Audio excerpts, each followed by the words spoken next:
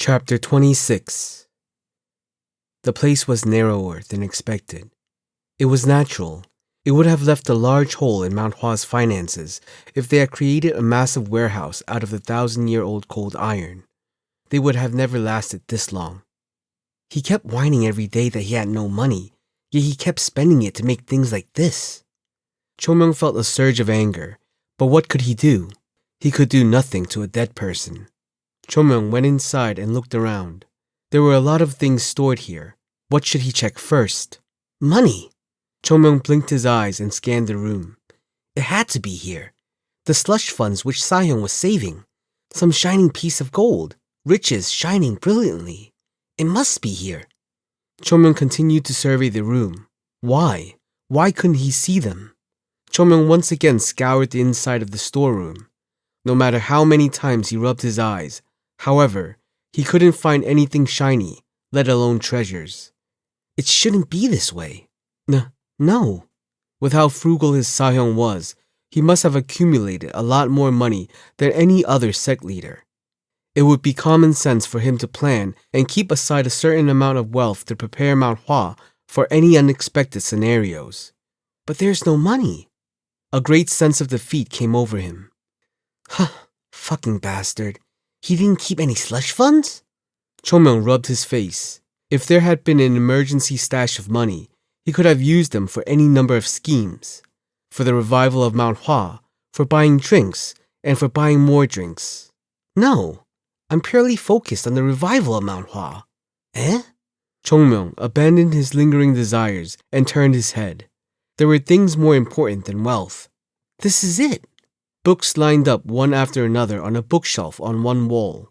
Chung Myeong gulped and walked over to it. This has to be it.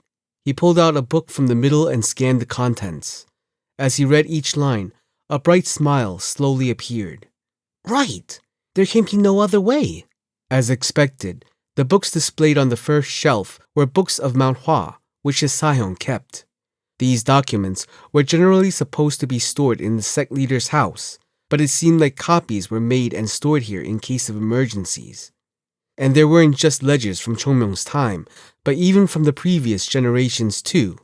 With just this information, he would be able to slap those rotten jerks in the back of the head. Those rotten bastards are so dead.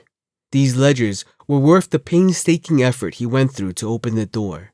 And on the second shelf... Oh, no way! Chung Myeong nearly screamed without realizing it. The authentic secret arts of Mount Hua are here. Huh? Chung Myeong tilted his head. Are these the real deal? Chung Myeong frowned. These things were a bit different from the martial arts he studied. In Mount Hua, the secret arts, which were almost as good as dead, were gathered here. Chung Myeong scratched his cheek. Those foolish old bastards. It had been decided not to pass these down to the future disciples, but it was clear that they didn't abandon them. It seemed that his Sahyung was reluctant to completely throw them away.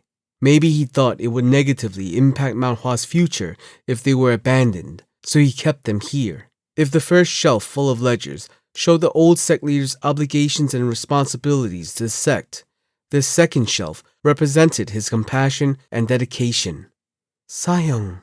Chung Myeong felt a rising surge of tears sting his eyes. Don't worry, I'll definitely revive Mount Hua to its original state. No, he would make it more prosperous than in the past. Chung Myeong regained his ambition and turned. There was no rush and it will be fine. After all, the important thing was that Chung Myeong knew how to use all the techniques. It was annoying to write it down for others, but he didn't plan on keeping the information a secret either. And finally, there was virtually nothing on the third shelf. There was only a single rolled scroll. What's this? Without hesitation, Chung Myeong reached out, opened it, and immediately began to read it. From the sect leader, Sahyung. If anyone is reading this, it means that the next generation's sect leader has been decided. Sometimes, a single line of writing conveys more than 100 words, so I leave my meaning in this humble form. The position of sect leader within Mount Hua isn't a position to lead, as anyone who becomes the next sect leader would naturally come to know.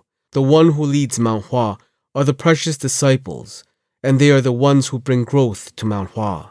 A sect leader's role is to protect and support them, to carry out their will without restrictions. Now that you are the sect leader, I hope you will put aside your own impatience and work for the sake of the sect. Mount Hua is simply Mount Hua. No one person can lead or wield it. Remember this when you are tired from life's difficulties and the heavy burden on your shoulders. Mount Hua will not fall. Mount Hua is Mount Hua. Whether it declines or flourishes, it will stay as Mount Hua. As sect leaders, we merely protect the spirit of the sect in our generation. Pray that the will of Mount Hua, which our ancestors protected, be passed on to future generations, and nurture our descendants to continue our will so that we will remain eternal. I leave you a heavy burden as the sect leader of the previous generation, the 21st sect leader of the great Mount Hua, Chung Myeong. End. Chung Myeong looked at the scroll silently. He knew that this wasn't a letter written by his Sahyung to him, but weirdly, he was the person who needed to read this more than the others. Right. That man really nagged a lot. Chung Myeong sighed and put away the scroll in his hands. The other things will be returned to Mount Hua, but not this scroll. Okay, then. Chung Myeong turned around with a smile. There wasn't much, but this should be enough. First, he had the ledgers, which were the most essential items. If he had them, the businesses could be retrieved. Then Mount Hua would be able to get out of the debt. So then, Chung Myeong, who was about to walk outside, stopped walking. Wait a minute. It was strange. Why does it feel like something's off? He couldn't pinpoint what was so strange, but he felt something was wrong. Why was he feeling that way? Wait, third shelf. Chung Myeong turned his head. The sect leader, his Sahyung, Chung Moon, the 21st sect leader of Mount Hua, that man had been obsessed with neatly organizing things. It wasn't just the cleanliness. Even if the furniture in his room were off by a slight angle, he couldn't stand it. But 2 full shelves and 1 empty shelf. No, that man would have lost his mind. He knew it because he had been with that man for a long time. Chung Myeong rushed to the empty shelf. Something has to be here. Surely. That empty shelf kept bothering him. Isn't it awkward to use an entire bookshelf for just 1 scroll? The Sahyung that he knew wasn't that kind of person. If the one who came here wasn't Chung Myeong, but someone else, they wouldn't have thought much of it. But now Chung Myeong was there. He grabbed the shelf without hesitation and moved it to the side. There's nothing else around. But there was nothing behind the shelf except for the cold iron wall. But what about below? It could be. The floor seemed to be covered with iron, but... Chung Myeong, who moved the shelf, put his hand on the floor and soon infused it with energy. If it was the old man that I knew, then it must be here. If there was any suspicious place, then something must be there. Nothing happened. He wondered if his internal energy wasn't strong enough. He couldn't feel anything. Maybe I'm wrong? It was at that moment when he was flustered and thought about giving up. There is something. Ah! As Chung Myeong felt himself being sucked below where the floor once was, something gave way. Rumble. He heard a slight rumble. Eventually, with the sudden feeling of something falling, Chung Myeong lost his balance and collapsed backwards, rolling away from where he stood before. Ouch! After hitting his head several times, it felt like the night stars were flashing in front of him. It wasn't too loud, was it? He instinctively turned towards the entrance. However, it didn't seem like anyone noticed it. Although it was connected, it didn't seem like it could be heard because of the long corridor. More than that, Chung Myeong jumped up and ran forward. Something opened for sure. Chung Myeong ran to observe the hole which had formed. Of course! Sahyung, you really are a nasty bastard. A hidden double door was made in case someone other than the sect leader had come in. After all the hard work it took to find and open this place, nobody would have imagined that there was another secret hidden door here. Even Chung Myeong wouldn't have known if he didn't understand his Sahyung so profoundly. Light shone from the entrance. Light! It seemed like the light was made to show the path to Chung Myeong. Without hesitation, he threw himself into the opening. The entrance was small, even for a child's body. As he went down through the entrance, he found a space so small that straightening his back was difficult. In that place, Chung Myeong stretched out his hand and decided to close the door, which opened. Slowly, slowly. He made sure that no sound came of it. And then, Chung Myeong's eyes opened wide. His breathing became rapid and his heart began pounding. Blood rushed to his face as excitement colored his vision. He was dying of joy.